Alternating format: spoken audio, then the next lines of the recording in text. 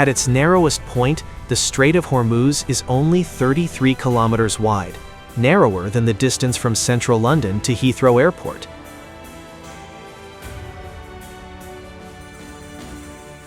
Yet through this small stretch of water, about 21% of the world's oil passes every single day.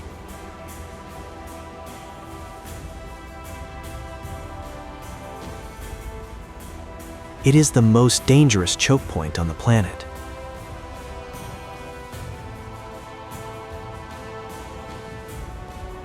Every 6 minutes, a VLCC tanker carrying 2 million barrels quietly moves through this strait.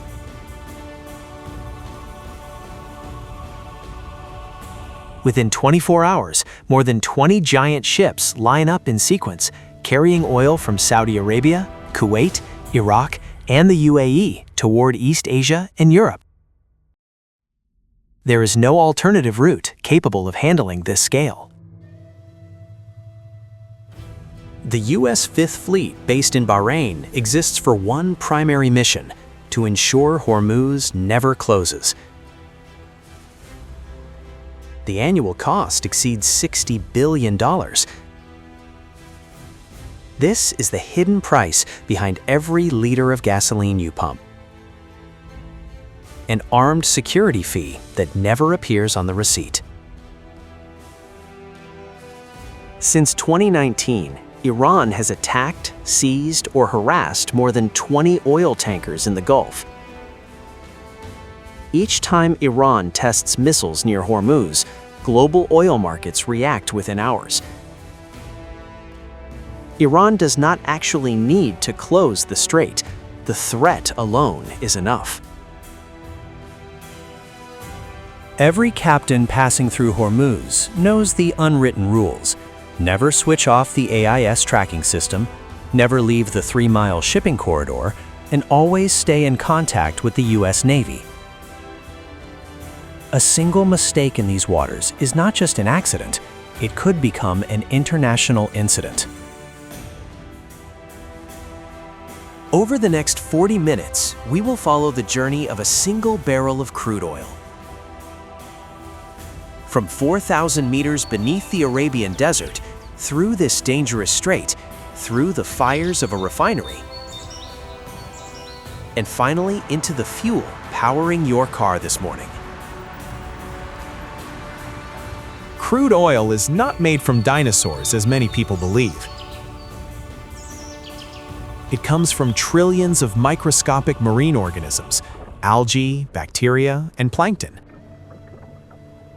that accumulated on the ocean floor over 350 million years. Every barrel of oil burned today represents 350 million years of stored solar energy. Under pressures of hundreds of atmospheres and temperatures above 100 degrees Celsius, organic molecules are slowly cooked over tens of millions of years in a process known as catagenesis. The result is a dense black liquid mixture of hydrocarbons with immense energy content. A single barrel of oil contains the equivalent of roughly 25,000 hours of human labor. Oil does not sit in giant underground lakes as often portrayed in movies. Instead, it fills microscopic pores inside sandstone and limestone formations, trapped beneath impermeable rock layers above. Finding the perfect geological trap beneath deserts or deep oceans is a billion-dollar scientific challenge. Before drilling even a single well, oil companies spend hundreds of millions of dollars on 3D seismic surveys. They send sound waves deep into the seabed and record the echoes returning to the surface. Supercomputers then reconstruct detailed underground maps, identifying potential oil traps more than 4,000 meters below.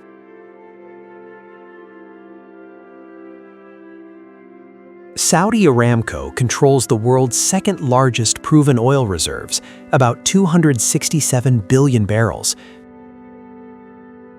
The Ghawar field alone, operating since 1948, has produced more than 70 billion barrels and still pumps around 3.8 million barrels every day. It remains the largest oil field ever discovered in human history. Venezuela holds the largest proven oil reserves on Earth, about 304 billion barrels.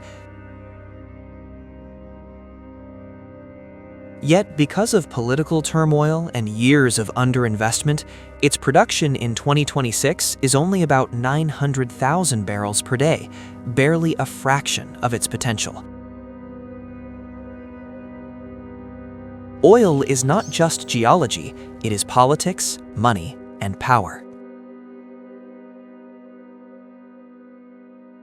Drilling an offshore oil well can cost between $50 and $200 million. On land, the costs are lower, but the environment can be just as harsh. In Saudi Arabia's Rub al Khali Desert, ground temperatures can exceed 70 degrees Celsius. Yet drilling crews continue working around the clock. Modern drill bits are made from tungsten carbide alloys, about 5 times harder than ordinary steel. They rotate at speeds of 60 to 100 revolutions per minute, crushing solid rock and advancing 10 to 30 meters per hour. Reaching an oil reservoir 4,000 meters underground can take 30 to 90 days of continuous drilling. Drilling fluid, known in the industry simply as mud, is a mixture of bentonite, barite, and specialized chemicals. It cools the drill bit, carries rock fragments back to the surface, and most importantly, maintains pressure to prevent sudden oil or gas blowouts that could destroy the entire rig. MWD technology allows engineers to see what is happening 4,000 meters underground in real time. Sensors near the drill bit transmit data to the surface through pressure pulses in the drilling fluid. The transmission speed is only a few bytes per second, but it is enough to prevent catastrophic mistakes. Horizontal drilling became a quiet revolution in the oil industry. Instead of drilling straight down, the drill bit can turn sideways and travel along the oil-bearing rock layer, increasing the contact area up to 10 times. This technology helped turn the United States into the world's largest oil producer, starting in 2018. Hydraulic fracturing, or fracking, injects high-pressure fluid to fracture shale rock deep underground. This technique reshaped the global energy map.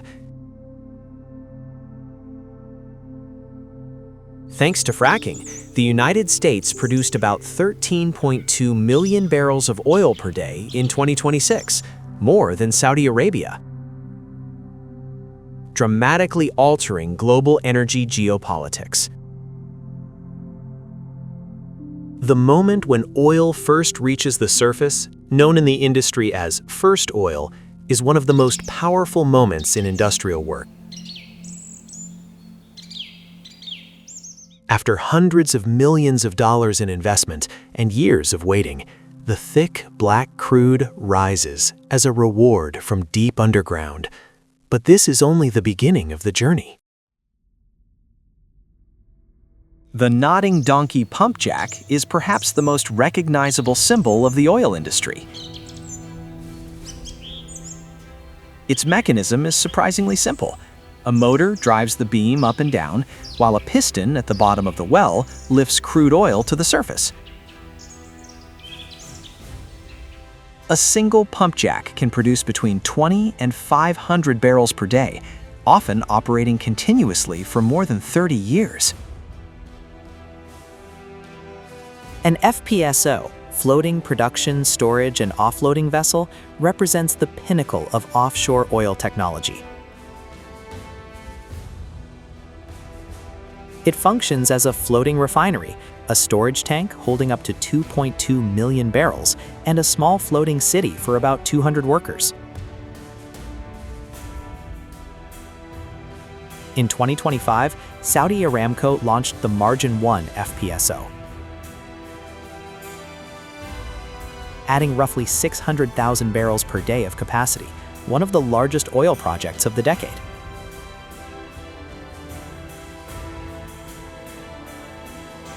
In deep water fields such as Johann Castberg in the Arctic, the entire production system sits on the seafloor, nearly 400 meters below the surface, without traditional drilling platforms. Everything is remotely controlled using robots, automated valves, and fiber optic communication lines. Humans never directly touch the wellhead. Saudi Aramco operates more than 300 oil and gas fields, with over 3,000 wells running simultaneously.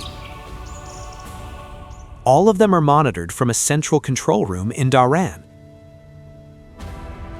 Each well transmits data every 5 seconds, including pressure, flow rate, temperature, and water content. If something unusual occurs, the AI monitoring system can trigger alerts within 30 seconds.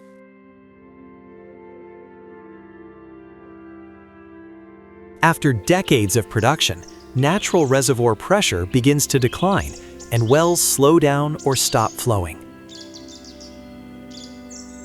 The solution is secondary recovery, injecting water or carbon dioxide into the reservoir to maintain pressure and push oil toward the wells. At the Galwar field, Aramco injects about 7 million barrels of seawater every day to produce roughly 3.8 million barrels of oil, nearly a 2-to-1 water-to-oil ratio. Kashagan is one of the most technically challenging oil fields on Earth. Its crude contains about 19% hydrogen sulfide, an extremely toxic gas, and production occurs under high pressure, with winter temperatures dropping below -35 degrees Celsius. Development costs exceeded $55 billion, making it one of the most expensive oil projects ever built. Yet its estimated reserves of around 9 billion barrels make the effort worthwhile. There are more than 3.5 million kilometers of oil and gas pipelines across the world, enough to circle the Earth 87 times. These pipelines are the invisible arteries of modern civilization, running beneath deserts, mountains, and icy seas. Operating continuously 24 hours a day, 365 days a year. The Baku-Tbilisi-Ceyhan pipeline was designed as a geopolitical solution, transporting oil from the Caspian Sea to the Mediterranean without crossing Russia or Iran. 3 countries, 2 mountain ranges, 1 pipeline. A reminder that oil often forces nations to cooperate even when they would rather not. The Trans-Alaska Pipeline carries oil from Prudhoe Bay on the Arctic Ocean to the port of Valdez in southern Alaska. It crosses 800 rivers, 3 mountain ranges, and vast areas of permafrost. To prevent melting the frozen ground, the pipeline is elevated on 78,000 support columns, allowing cold air to circulate beneath it.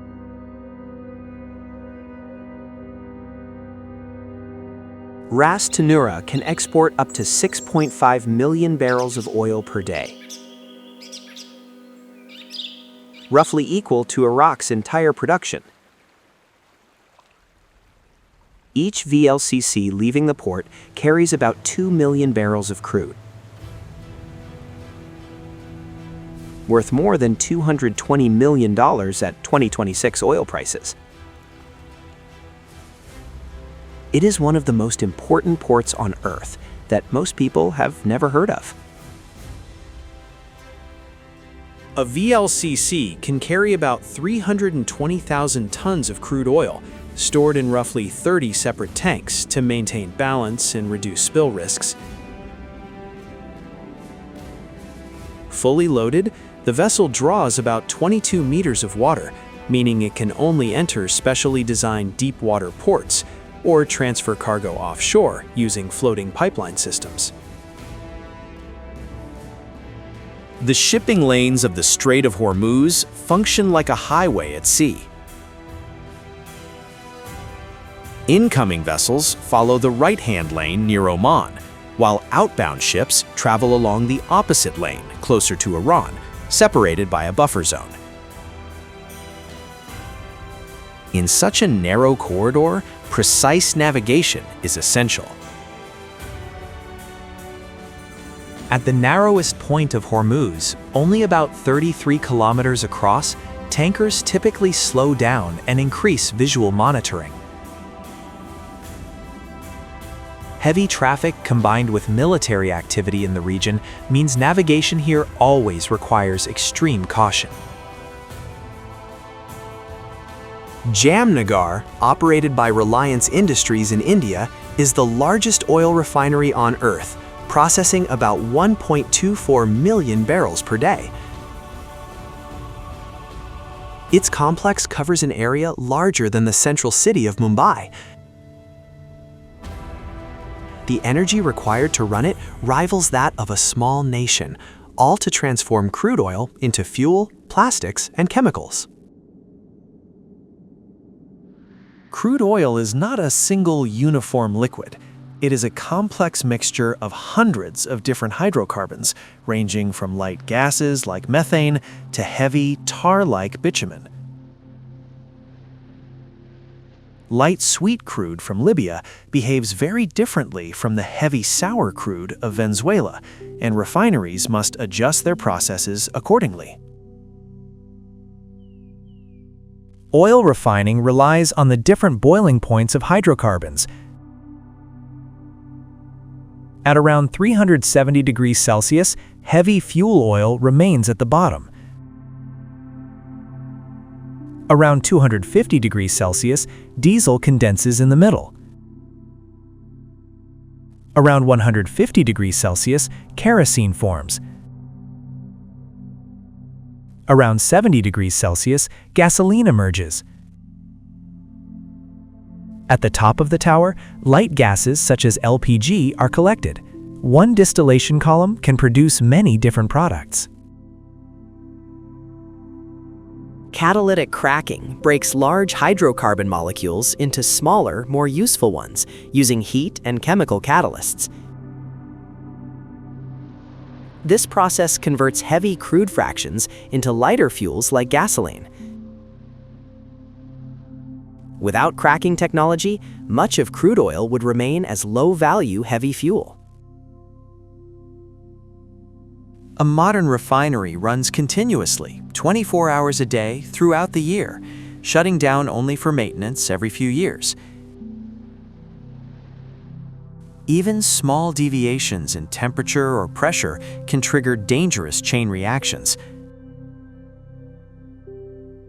That is why teams of engineers constantly monitor thousands of parameters at the same time. From a single 159-liter barrel of crude oil, refineries produce multiple products, such as gasoline, diesel, jet fuel, LPG, and heating oil. The remaining fractions are used to create asphalt, wax, and lubricants. Nearly every part of the barrel is utilized. Not all crude oil is burned as fuel. A significant portion becomes petrochemicals and plastics used in products such as bottles, polyester clothing, electronics, and fertilizers. As electric vehicles expand, the share of oil used for petrochemicals is growing rapidly. Gas flaring burns excess gases produced during refining to keep systems safe. Globally, this practice releases hundreds of millions of tons of carbon dioxide each year. Although controversial, flaring remains an essential safety valve to prevent potentially catastrophic explosions. OPEC Plus consists of 23 countries that collectively control roughly half of the world's oil production. A single meeting in Vienna can influence gasoline prices in nearly every nation, affect inflation for billions of people, and shape the growth of the global economy. Few organizations on Earth concentrate this level of economic power. In 2020, the price of WTI crude briefly fell below zero for the first time in history as the COVID pandemic collapsed demand and storage facilities filled up. Just 2 years later, prices surged to $139 during the disruption caused by the Russia-Ukraine war. Few commodities experience volatility as dramatic as crude oil. Saudi Aramco is the largest oil company in the world. In 2022, its market value exceeded $2 trillion, and it recorded profits of around $161 billion, one of the largest corporate earnings figures ever reported. That wealth ultimately comes from the vast oil reserves beneath the Arabian Desert. Nigeria produces roughly 1.5 million barrels of oil per day, yet millions of its citizens continue to face economic hardship. Many researchers describe this situation as part of the resource curse, where large natural resources do not always translate into balanced economic development. In recent years, energy companies have faced increasing legal and social pressure related to climate change. Court rulings and environmental campaigns have pushed major oil companies to reconsider their long-term strategies and emissions targets. Much of the oil traded in financial markets today does not involve the physical movement of crude. Futures contracts and other derivatives allow investors to buy and sell rights to oil deliveries in the future, creating a vast financial ecosystem built around energy markets. China is currently the world's largest oil importer. The scale of its demand plays a major role in global energy trade and significantly influences international oil transportation routes.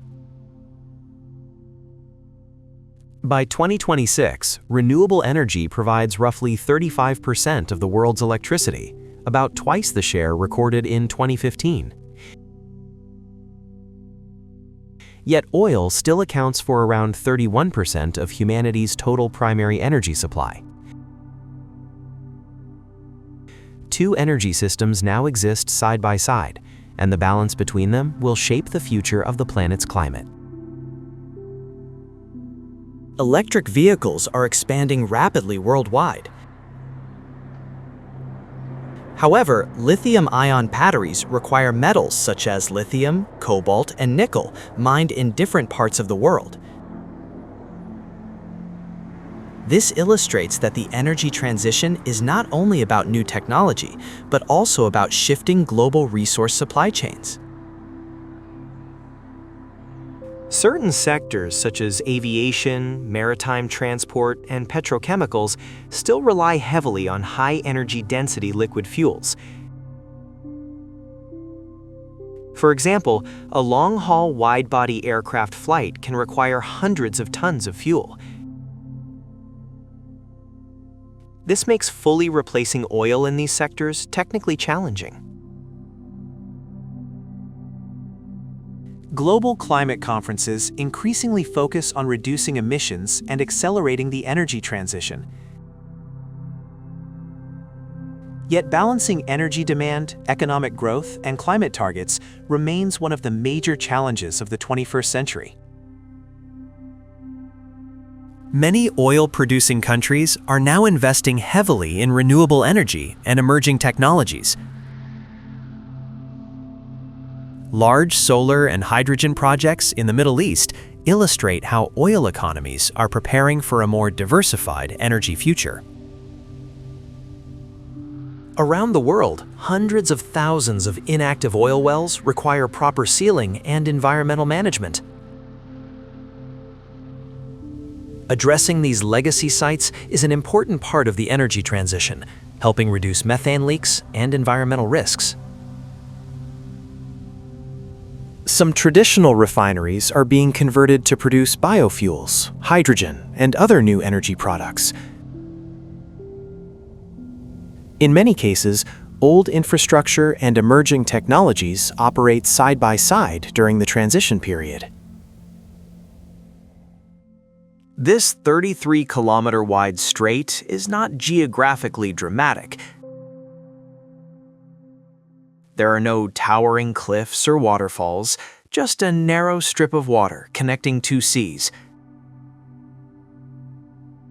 Yet more than 1/5 of the world's traded oil passes through it, and its stability depends on a fragile balance among global powers. Crude oil often travels across oceans, pipelines, and refineries before it becomes fuel in a vehicle's tank. The journey of a single liter of gasoline may span thousands of kilometers and connect multiple economies around the world. Oil is deeply embedded in daily life across modern societies. From transportation and agriculture to manufacturing and logistics, it has become a foundational energy source, supporting many global systems. Every day, the world consumes more than 100 million barrels of oil. It is a resource formed over hundreds of millions of years, yet often used within just hours or days. From space, Earth shows no pipelines, tankers, or drilling rigs. Only a small blue planet suspended in a vast universe. Yet beneath its surface lies the energy resource that helped shape modern civilization. Every day, each of us indirectly uses oil in countless ways. The real question is not simply whether the world can reduce its dependence on oil, but how the next global energy system will be built.